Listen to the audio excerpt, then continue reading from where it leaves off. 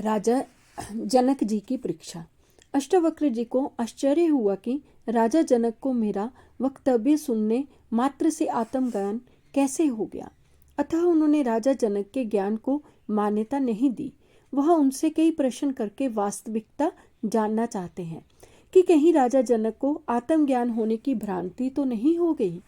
राजा जनक के उत्तर के आधार पर अष्टवक्र जी उनके ज्ञान को मान्यता देंगे, क्योंकि वे सामान्य शिक्षक नहीं हैं, गुरु हैं जो अनुभव देता है, रूपांतरण करता है और मुक्त कर देता है।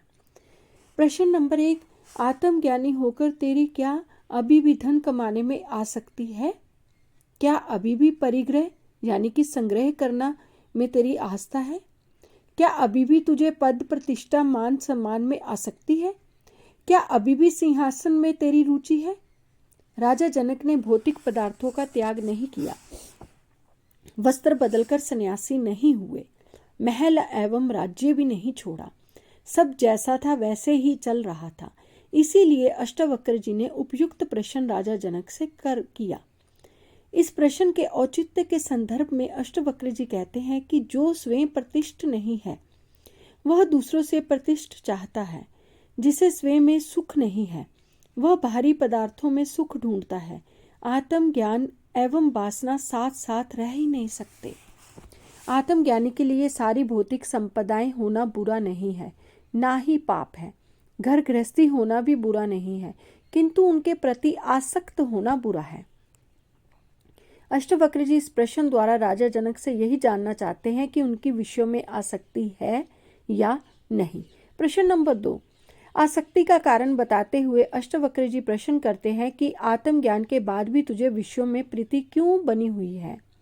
सीपी में चांदी की भ्रांति होने से लोभ पैदा होता है, पर जब स्पष्ट रूप से देख लिया कि चांदी नहीं है सिप्पी है तो फिर लोभ नष्ट हो जाना चाहिए। आत्मा के अज्ञान से ये भ्रम हो गया था कि विषयों में ही सुख है और इसी कारण उसमें आसक्ति हो गई थी। पर अब आत्मज्ञान हो जाने पर विषयों में आसक्ति समाप्त हो जानी चाहिए। प्रश्न नंबर 3, अष्टवक्र जी राजा जनक से प्रश्न करते हैं कि ठीक है, पहले तुझे ज्ञान बिल्कुल भी नहीं था, तेरे पास आंतरिक अतुल संपत्ति परमानंद का खजाना है, इसलिए तू दीनहीन होकर दूसरों से याचना कर रहा था। पर अब जब तूने सब कुछ जान लिया तो तू आत्मा रूपी अथाह समुद्र है, तो फिर महान को छोड़कर दीनों की तरह इन शुद्र तरंग रूपी वासनाओं से मुक्त हुआ है कि नहीं? प्रश्न नंबर 4, अष्टवक्र जी राजा जनक से पूछते हैं कि जब तूने आत्मा को शुद्ध चैतन्य अति सुंदर जान लिया तो फिर कामासक्त होकर इंद्रियों के भोगों में अत्यंत आसक्त होकर मलिनता को क्यों प्राप्त हो रहा है?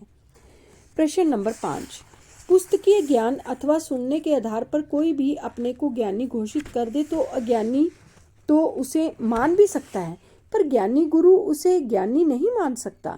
अतः अष्टवक्र जी राजा जनक को कसौटी पर कस रहे हैं। वे पूछते हैं कि तूने सब भूतों में आत्मा को एवं आत्मा में सब भूतों को स्थित जान लिया है।